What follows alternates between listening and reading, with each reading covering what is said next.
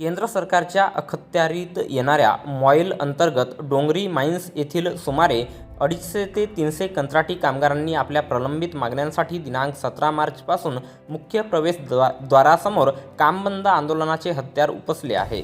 2012-13 पासून अविरत सेवा देणाऱ्या या कामगारांना नवीन कंत्राटदाराकडून मागील वेतनापेक्षाही कमी मानधन देण्याचा प्रयत्न होत असून नियमानुसार मिळणारे वेतनही वेळेवर मिळत नसल्याचा आरोप प्रहार कंत्राटी कामगार संघटनेने केला आहे.